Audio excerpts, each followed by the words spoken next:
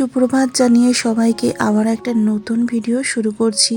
এখন দেখো 9:30 মতন বেজে গিয়েছে আর আমরা মন্দির থেকে বেরিয়ে এখন আমাদের পিকনিক স্পটে যাওয়ার উদ্দেশ্যে রওনা দিয়ে দিয়েছি। কুয়াশা ঘেরা বনভূমির মাঝে নদীটা দেখতে কিন্তু অপূর্ব লাগছে আর বাস থেকে দেখতে তো আরো সুন্দর লাগছে। মন্দির থেকে পিকনিক স্পটের দূরত্বটা একেবারে আধা ঘন্টার মধ্যে। আর যাওয়ার পথে চোখে পড়লো একটা সুন্দর পাথরের ব্রিজ। এখানে সব ব্রিজ বা যে কোনো জিনিসই দেখছি এরকম পাথরের। এখন আমরা এসে পৌঁছে গেছি আমাদের পিকনিক স্পটে, মানে আমাদের নদীটার একেবারে ধারে। আর দেখো নামার পরে দৃশ্যটা কত অপূর্ব লাগছে, তাই না? আর সবাই দেখো বাস থেকে কিন্তু নেমে পড়েছি আমরা।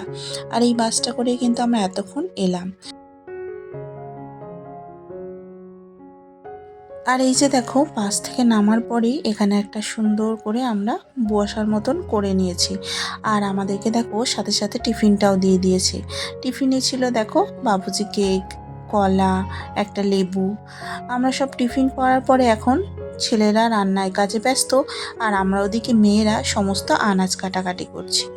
আর কি যা রান্না হবে সেসব লাগবে সব কিছু আমরা সব মেয়েরা মিলেই সব কিছু কিন্তু সুন্দরভাবে কেটে ওদেরকে জোগাড় করে দিচ্ছি। আর এদিকে দেখো আমাদের দাদাভাই রান্না করছে আর ওদিকে দেখো ওই দাদাভাইও কিন্তু বসে আছে। তো এদিকে দেখো অনুষ্কার বাবাও কিন্তু রান্নার জোগাড়ে আছে।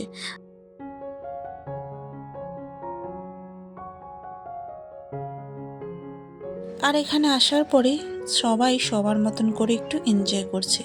আর এদিকে দেখো আমার বাবু কি করছে, ও কিন্তু নিজের মতন করে খেলায় মেতে গেছে। আর এদিকে রান্নার কাজকর্ম প্রায় অনেকটাই হয়ে এসেছে।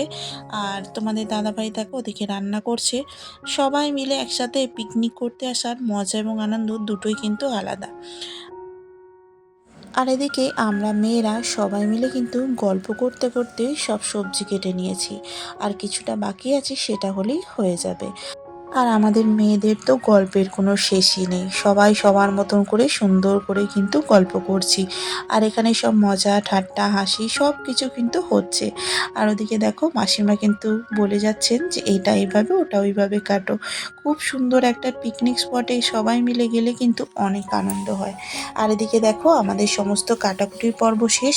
এখন আমরা এসে উপস্থিত হয়েছি নদী প্রাঙ্গণে, মানে নদীতে। আর নদীটা যেন তো পুরোই একেবারে পাথরের ওপর দিয়ে জলধারা বয়ে যাচ্ছে, মানে পাথরের ওপর দিয়েই কিন্তু নদীটা গেছে এরকমই। অল্প অল্প জল আছে আর তার মধ্যে কিন্তু স্রোত বয়ে যাচ্ছে।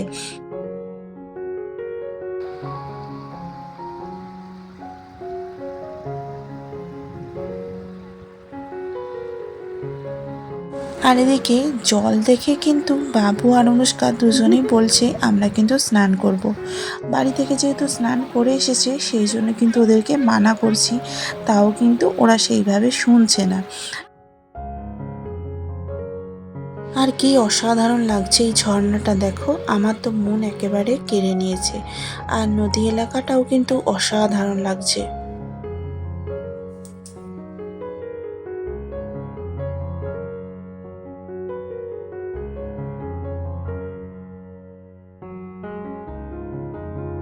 আর ওই দেখো দূরে একটা পাহাড়, আর এই পাহাড়ের চূড়া ধরেই কিন্তু এই নদীর সৃষ্টি। এত দূর নদীটা আসার পরে পাহাড় কিন্তু একেবারে শেষ হয়ে যায়নি। আর নদীর জল যে কত স্থিরতা সেটা দেখেই বুঝতে পারছো। আর এখন দেখো আমরা নদীর ওখান থেকে চলে এসেছি আর খাওয়া দাওয়ায় মেতে গেছি। আর আমাদের খাওয়া দাওয়ার মধ্যে ছিল কষা মাংস, সবজির তরকারি, একটা মিক্স সবজির তরকারি আর ডাল, আর দেখো ওদিকে চাটনি, পাঁপড় আর রসগোল্লা।